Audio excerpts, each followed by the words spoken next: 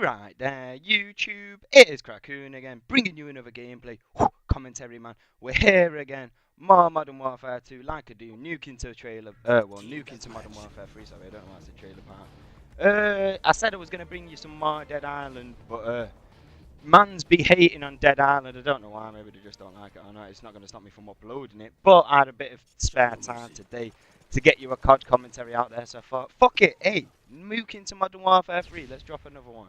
That's how I do. Funny thing is, though, it's not kind of free, and it is kind of in the same line as that, but the nuke does not go off. And I know I've had like one like this before where I got the nuke, recorded it in, it count down from 10, got to 0.0 like 8, and then it just started jittering.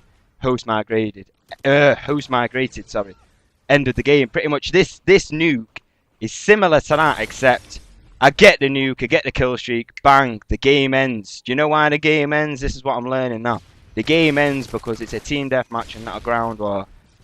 And this is where there's going to be a breakdown in between it, because you got to take the gameplay for what it is, because it is a nuke theoretically. Well, no, it is a nuke theoretically in team deathmatch, and it's not a ground war like I've been bringing you all this time so far. And what I'm going to do now, instead of getting nukes in ground war, I'm going to get them in TDM, because I think TDM is where it's more like acceptable to be able to nuke people. You see, in ground war, you've got to put up with so many more variables, with there being so many more people, and then there's so much more different angles you've got to worry about when you're like going for the nuke itself. So within TDM, oh well, here's my unluckiness anyway, I get blown up by the predator missile anyway.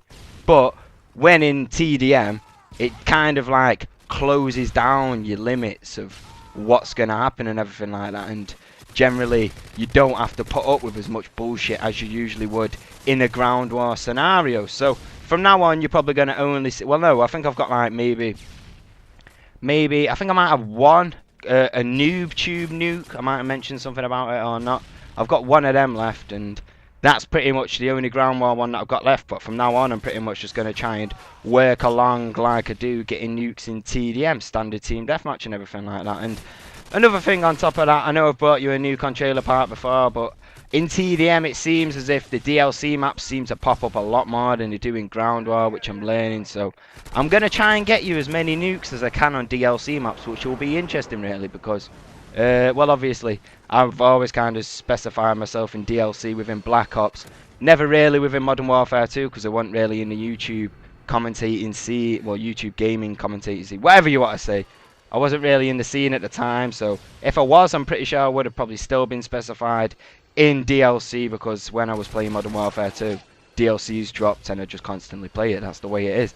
So you do, I keep the game not boring, and people were maybe like, oh yeah, well, the game isn't that boring. Well, no, the game is only more boring because you're playing the same DLC maps over and again. But I'd rather play the same DLC maps that are new over and over again, rather than playing the larger amount of older maps over and over and over and over and over and over and constantly. Seriously, that's why you've got to think about it like that. You've got to think like, when the new map gets dropped, it's a completely new kind of honeymoon period, sorry, for like the game itself, because DLC, downloadable content, I mean, it just pretty much gives it downloadable content.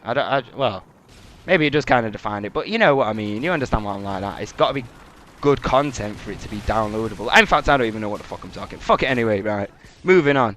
I said I was bringing you the gameplay on Trailer Park again, well, the nuke gameplay on Trailer Park again, but luckily enough, I'm using a different weapon. And I'm using, my opinion, a different playstyle. I don't go defensive. No. I don't think I do anyway. Well, I might do.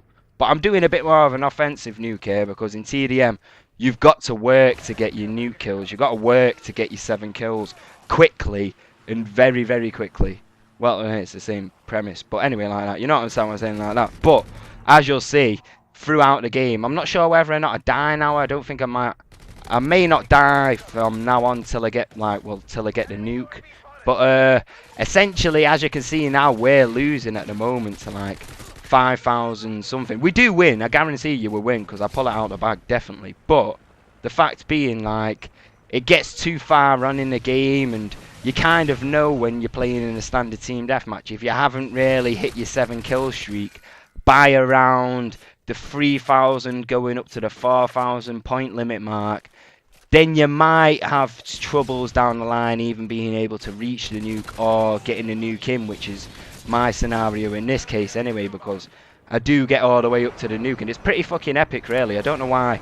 I was kind of hoping people, that's the thing, you've got to like analyze the situation anyway, but I'll tell you about it anyway when it pops up. But you'll see, like, when I'm in a chopper gunner, I kind of am a bit more hesitant to keep on shooting at people, sorry.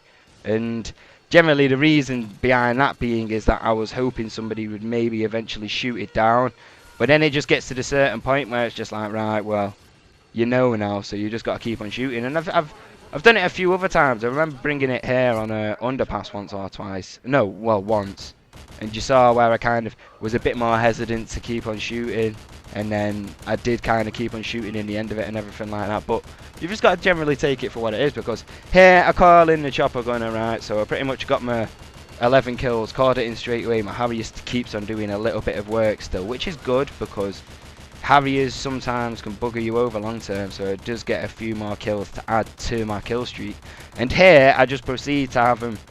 I don't know whether or not it's my team or something like that, but my team or us all in like a total, I've kind of got them locked into A spawn, or I don't know whether or not it's C spawn, whatever. They get them locked down into here near the gutters, and essentially they're just trying to hide out, camp out in buildings. But that's the luck of this. There's a big hole in that roof, and as you see here, the nuke goes, and I kind of stop shooting. I'm like, I don't know, and then, oh, fuck it, the game's over. You know what I'm saying, like that? So, I mean, you got to take it for what it is. I got the nuke, it didn't go off, that's just the way it is sometimes. But that's the end of the gameplay / commentary. Peace.